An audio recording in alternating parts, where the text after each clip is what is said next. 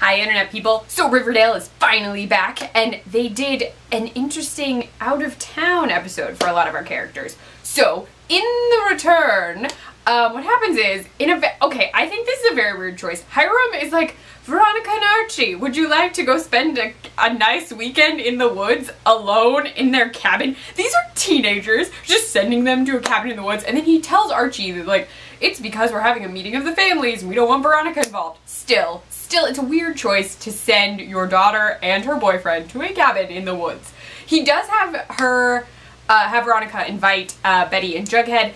Betty has been coping with the fact that she and Chick are not getting along. Like there's weird stuff happening with her and Chick.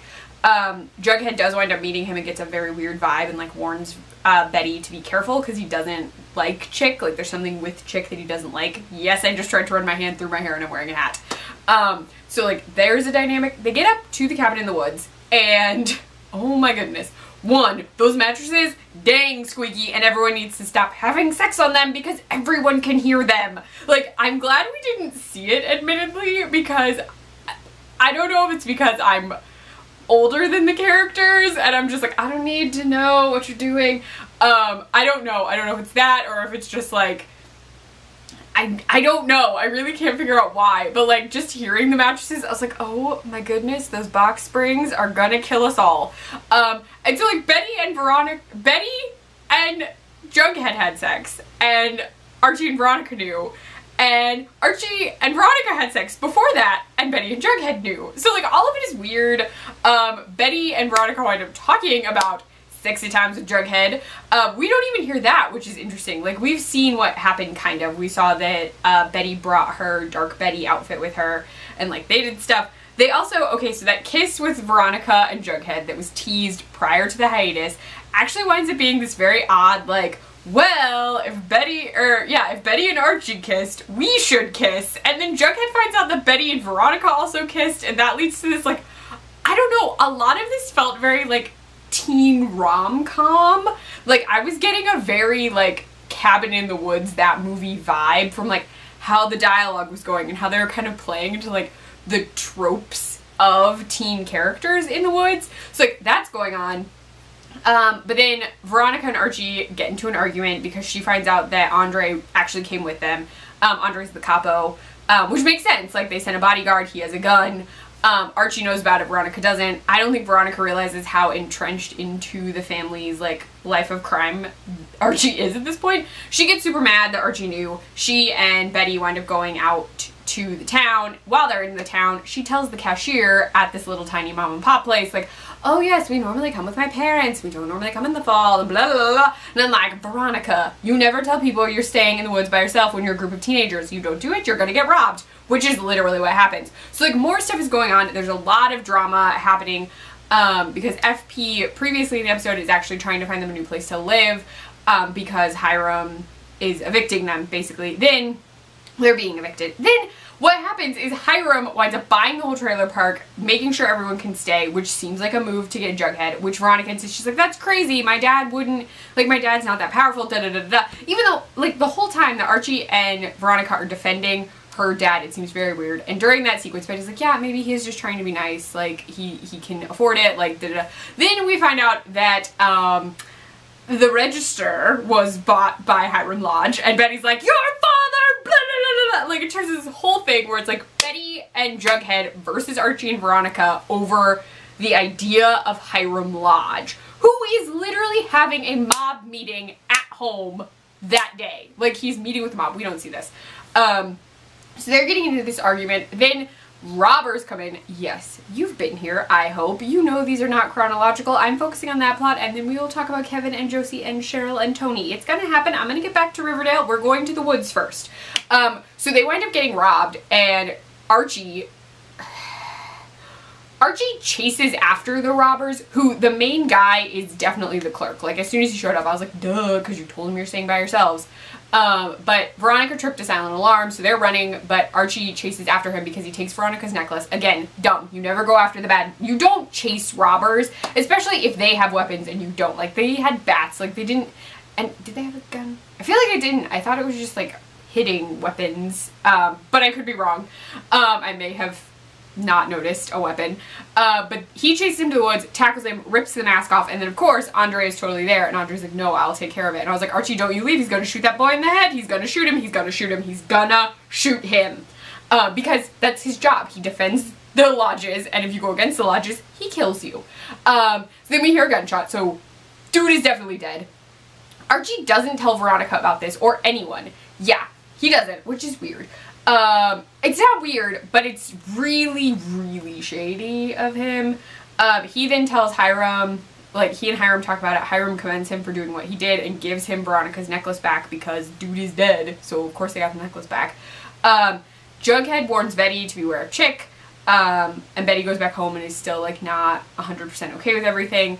But while all of this cabin in the woods stuff has been going on, back in Riverdale, Josie's mom and the sheriff are, like, officially together. Josie's mom is getting a divorce, but Kevin's dad, the sheriff, he hasn't told his wife or Kevin about the affair. Josie is super mad because it's a reaction, which makes sense. She's upset because her parents are getting divorced, so she winds up telling Kevin, who was already having a rough time because of Moose and Midge. He tells Moose, he, like, asked Moose if he wants to go see Love, Simon, because in this universe, Love, Simon is out already. I want to see Love, Simon. It doesn't come out until, like, this weekend or next weekend. It's not officially out yet. I see what you're doing, PR campaign people. I understand. But he invites Moose. Moose is like, oh, Midge and I are going. You can come with us. Kevin says no, that would be weird. But Kevin is under the impression at that point that Midge knows about him and Moose, because Moose says, yeah, no, she's cool with it. That is not the case, we learn. But he goes off on his dad once Josie tells him. That, like, does some madness over there. Then Josie winds up talking to Kevin about it. They mend fences a little bit, but that's a really awkward, like, post Midge, Moose, Kevin booth date, which is very awkward, and that's when Kevin learns that Midge has no idea that he and Moose were a thing, even though Moose made it sound like she did. Then he and Josie actually talk to her mom and his dad, and so that stuff's all getting worked out. The big thing this week for me, because while Cabin in the Woods was interesting and fun, and the dialogue was humorous, and crazy nonsense was happening, we get Cheryl and Tony. We do, and I'm so excited, and I'm really hoping they do what I want them to do. I'm crossing my fingers, hardcore, because Cheryl's having a terrible time. Her mother's being a terrible person. To her. Like, I don't care that Mama Blossom has decided to do what she's doing. Fine. She can do whatever she wants to make money. She's an adult. But she's very mean to Cheryl all the time. She's emotionally abusive to her. She goes off on her, which leads Cheryl to, she wants to go to the cabin in the woods. She's told she can't come because it's a couples thing. She then winds up calling Jughead and saying, like, oh, I saw Betty and Archie kissing. That leads to a whole, all the drama stuff. There's the Veronica Jughead kiss, like, all of that is because of that call. But Tony sees her in the bathroom and is, like, trying to connect with her and, like, talk to her, and Cheryl actually says, like, get your sapphic hands off of me, and I was like, whoa, okay, because that's like, the fact that she knows Tony is bisexual is interesting to me, because I didn't know that she knew that. Like, I know Tony's out, but they, like, don't talk, so I was like, oh, okay, I guess you know. But it was also, like, a very weird, like, super judgmental thing.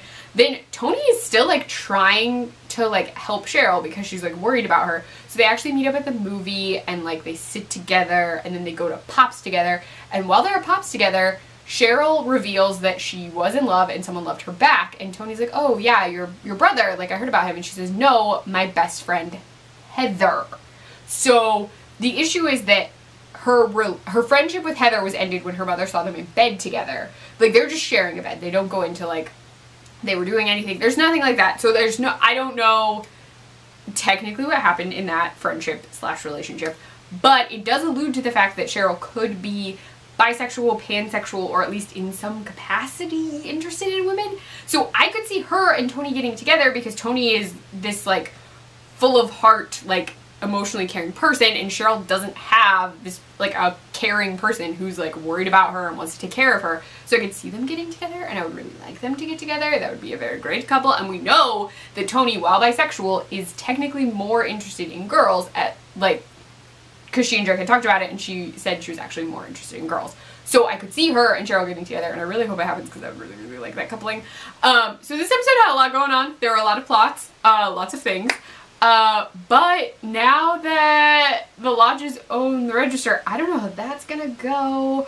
I don't know how Jughead's investigation is going to go. I'm also just really excited about Cheryl and Tony, and I want to see what happens with them so much. But let me know your thoughts on the episode in the comments below or on Twitter. I'm at CliffNotes. You can find me on my blog, cliffnotes.wordpress.com. I write for the Nerdy Girl Express, thenerdygirlexpress.com, and or in their Snapchat, the Nerdy Girl XP. Bye, internet people.